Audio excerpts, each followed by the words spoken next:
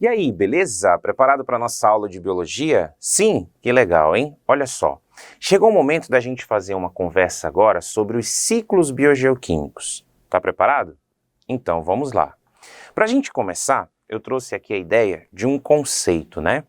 Davis, o que significam os ciclos biogeoquímicos? Eu costumo dizer que esse conceito ele está na própria palavra. Olha só, é o ciclo de substâncias químicas entre os seres vivos e o ambiente. Quando você aprendeu sobre o ciclo da matéria, você aprendeu que no ambiente a matéria está disponível na forma inorgânica, que ocorre a assimilação dessa matéria inorgânica e transformação em matéria orgânica nos produtores, que passa essa matéria orgânica pelos consumidores e que quando os decompositores fazem a decomposição, eles devolvem essa matéria para o ambiente de novo na forma inorgânica. Então a matéria ela faz um ciclo. E é sobre esse ciclo da matéria que a gente vai estudar. Tudo bem? Porém, quando a gente vai fazer o estudo dos ciclos biogeoquímicos, a gente dá ênfase, para aqueles 6 elementos químicos que são os mais abundantes nos seres vivos. Você lembra do famoso grupo CHOMPS, Carbono, hidrogênio, oxigênio, nitrogênio, fósforo e enxofre. Então, quando você vai fazer o estudo dos ciclos biogeoquímicos, quando você analisa, por exemplo, questões sobre ciclos biogeoquímicos, elas normalmente abordam, o ciclo desses 6 elementos químicos. No caso, a gente aqui vai dar uma ênfase maior para os 5 primeiros tipos, Para começar, a gente tem o ciclo da água. A água, ela está disponível no ambiente, graças aos processos cíclicos, que vão formar aí o pequeno ciclo da água, que é quando a gente tem o processo das chuvas, que vão abastecer o solo de água. Essa água ela vai evaporar e vai voltar para a atmosfera, assim como a água também que se acumula nos corpos d'água, Porém, quando é que esse ciclo se torna biogeoquímico? Quando essa água ela entra nos seres vivos e aí participa do metabolismo dos seres vivos e depois retorna através da excreção, através da transpiração, através da respiração. Tranquilo? Quando a água passa pelos seres vivos, aí a gente tem o grande ciclo da água. Tudo bem? Quando nós falamos do ciclo do carbono, a gente agora está fazendo referência a esse elemento químico que é considerado a base da construção dos compostos orgânicos. Você aprende que os compostos orgânicos são compostos que têm carbono na sua constituição. Esse carbono ele é fundamental para a construção de todo e qualquer tipo de substância orgânica. Davis, e como que a gente consegue retirar o carbono, do ambiente? No caso, o carbono ele é retirado no processo de fotossíntese, lá nos produtores, que utilizam o gás carbônico. Esse gás carbônico é utilizado na fotossíntese, entra na formação dos compostos orgânicos e vai passando pela cadeia alimentar. Como que esse gás carbônico ele volta naturalmente para o ambiente? No processo de respiração e no processo de decomposição. Pode voltar também de forma natural pelo processo da combustão.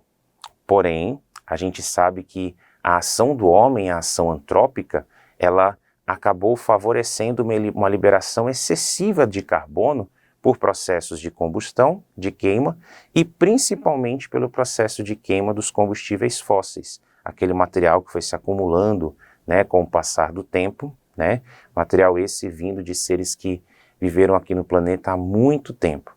E esse aumento da liberação de gás carbônico na atmosfera é um dos grandes fatores que colabora para o chamado aquecimento global. Tá certo? Muito bem.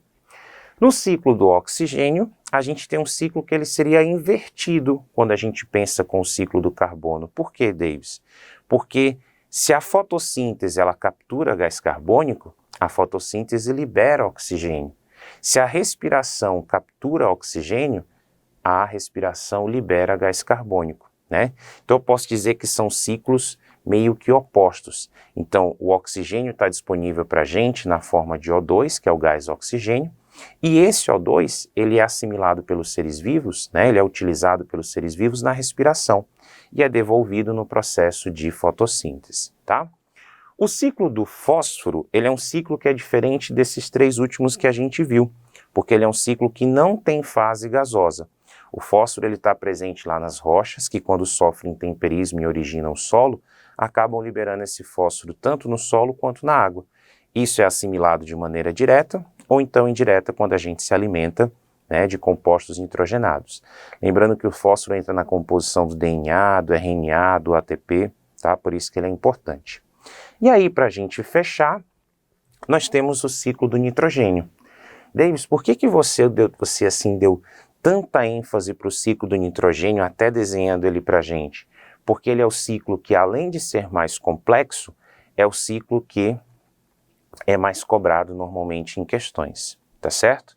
Aí eu deixo uma dica para você, o seguinte, o Enem adora o ciclo do nitrogênio, tá? Você comentou, Davis, que o ciclo do nitrogênio ele é mais complexo. Por quê? Porque você está vendo várias etapas de transformação. E essas etapas de transformação dependem, na sua grande maioria, de bactérias no solo, tá? Bactérias do ambiente. Então isso torna o ciclo mais complexo. Davis, e por que o nitrogênio ele é importante para a gente? Porque ele entra na composição dos aminoácidos e das proteínas, dos nucleotídeos e dos ácidos nucleicos, tá certo? O nitrogênio está disponível na atmosfera na forma do gás nitrogênio. 78% dos gases da atmosfera, no caso, corresponde ao gás nitrogênio. Só que esse gás ele não é assimilado pela gente. A gente, quando inala, a gente bota ele nos pulmões, depois bota ele para fora. A transformação até ele ser assimilado depende de bactérias. Quando o nitrogênio gasoso é transformado em amônia no processo de fixação, depende de bactérias do solo ou das cianobactérias, especialmente aquelas bactérias do gênero Rhizobio que estão lá nas raízes das plantas leguminosas. Essa amônia ela é absorvida por alguns seres vivos, mas as plantas elas têm preferência por absorver uma outra forma, que é derivada da transformação da amônia em nitrito e do nitrito em nitrato. Esse nitrato é que é preferencialmente absorvido pelas plantas. A passagem de amônia de nitrito e depois para nitrato chama-se nitrificação. Esse nitrato, quando absorvido pelas plantas, ele vai ser incorporado aos compostos orgânicos nitrogenados, que vão ser utilizados pelos consumidores nas cadeias alimentares, e esses consumidores eliminam suas excretas nitrogenadas, assim quando sofrem decomposição também acabam liberando amônia no solo. Essa amônia é reconvertida em nitrato, o nitrato pode ser reaproveitado, ou então ele pode ser devolvido para a atmosfera num processo chamado de desnitrificação. Tudo bem? Continue mandando ver nos estudos, um forte abraço, tchau!